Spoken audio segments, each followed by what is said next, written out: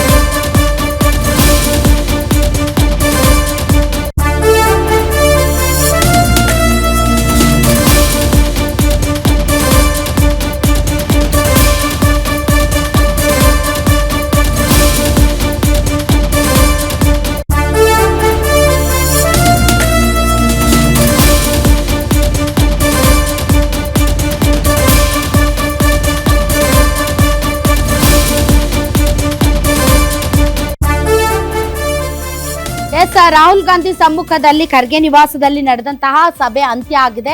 ಸರ್ಕಾರ ರಚನೆಗೆ ಸಂಬಂಧಪಟ್ಟಂತಹ ಸಭೆ ನಡೆದಿದೆ. 4 ಜನರ ಮಧ್ಯೆ ಡಿ.ಕೆ. ಶಿವಕುಮಾರ್, ಸಿದ್ದರಾಮಯ್ಯ, ಮಲ್ಲಿಕಾರ್ಜುನ್ ಖರ್ಗೆ ಮತ್ತು ರಾಹುಲ್ ಗಾಂಧಿ.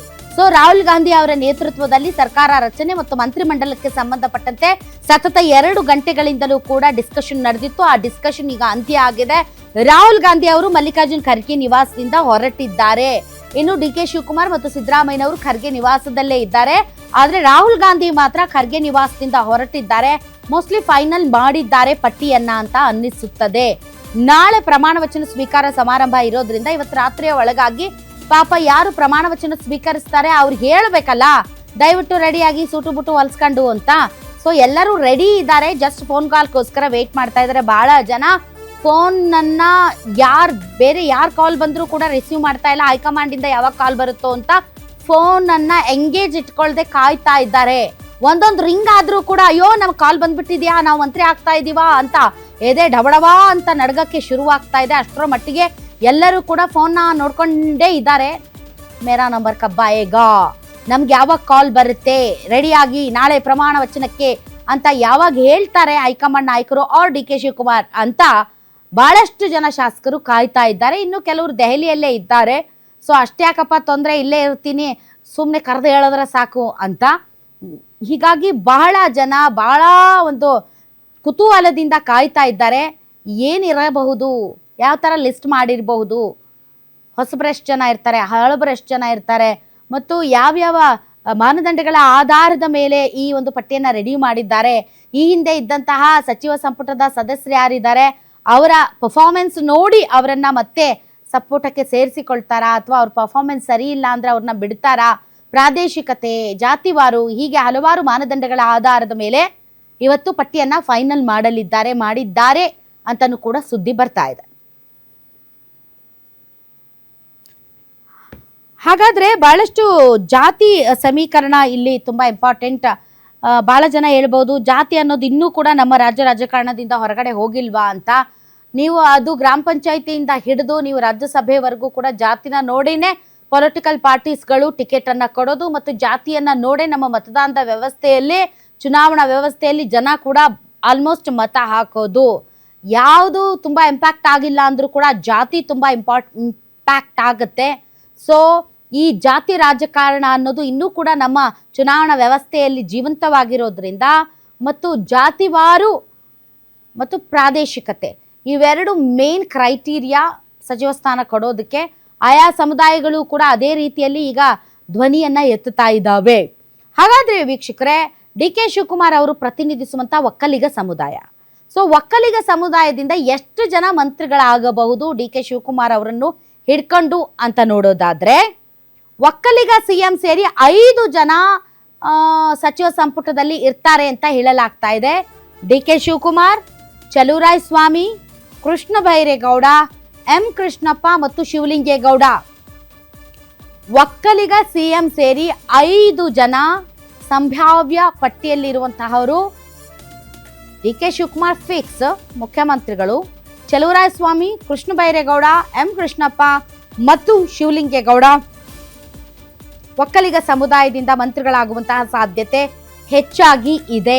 ಇವರ ಬಗ್ಗೆ ಸಿಕ್ಕಾಪಟ್ಟೆ ಡಿಸ್ಕಷನ್ಸ್ ನಡೀತಾ ಇದೆ. ಇನ್ನು ನೆಕ್ಸ್ಟ್ ಲಿಂಗಾಯತ ಸಮುದಾಯ. ಲಿಂಗಾಯತ ಸಮುದಾಯದಿಂದ ಯಾರ್ಯಾರು ಅಂತಂದ್ರೆ ಎಂ ಬಿ ಪಾಟೀಲ್, ಈಶ್ವರ್ ಖಂಡ್ರೆ, ಲಕ್ಷ್ಮೀ ಹೆಬ್ಬಾಳ್ಕರ್, ಲಕ್ಷ್ಮಣ ಸವದಿ 2 ಸ್ಥಾನವನ್ನ ಪೆಂಡಿಂಗ್ ಇಟ್ಕೊಳ್ತಾರಂತೆ. ಮುಂದಿನ ದಿನಗಳಲ್ಲಿ ಎದುರಾಗಬಹುದಾದಂಥ ಸವಾಲುಗಳು ಮತ್ತು ಪ್ರತಿರೋಧಗಳನ್ನ ಗಮನದಲ್ಲಿ ಇಟ್ಟುಕೊಂಡು ಆ 2 ಸ್ಥಾನಗಳನ್ನ ಮತ್ತೆ ಭರ್ತಿ ಮಾಡುವಂತಹ ಸಾಧ್ಯತೆ ಇದೆ. ಈಗ ಲಿಂಗಾಯತ ಕಮ್ಯುನಿಟಿಯಿಂದ ಎಂ ಬಿ ಪಾಟೀಲ್, ಈಶ್ವರ್ ಖಂಡ್ರೆ, ಲಕ್ಷ್ಮೀ ಹೆಬ್ಬಾಳ್ಕರ್ ಮತ್ತು ಲಕ್ಷ್ಮಣ ಸವದಿ ಬಿಜೆಪಿಯಲ್ಲಿ ಇದ್ದರು. ಅವರು ಉಪಮುಖ್ಯಮಂತ್ರಿಗಳಾಗಿದ್ರು. ಪಕ್ಷ ಅವರನ್ನ ಉಪಮುಖ್ಯಮಂತ್ರಿ ಮಾಡಿತ್ತು.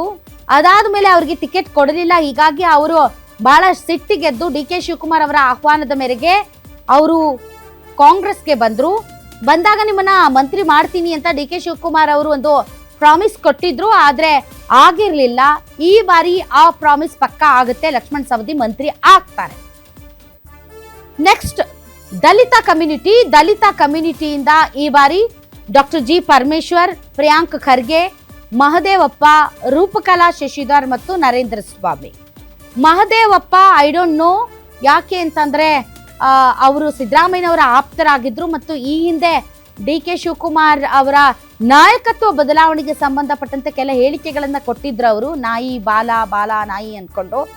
ಈ ಹಿನ್ನೆಲೆಯಲ್ಲಿ ಅವರ ಹೆಸರು ಪಕ್ಕಾ ಇರುತ್ತಾ ಇಲ್ವೋ I don't know. But otherwise ಸಿದ್ದರಾಮಯ್ಯನವರು ಈ ಹೆಸರಿಗೋಸ್ಕರ ಸಿಕ್ಕಾಪಟ್ಟೆ ಫೈಟ್ ಮಾಡ್ತಾರೆ.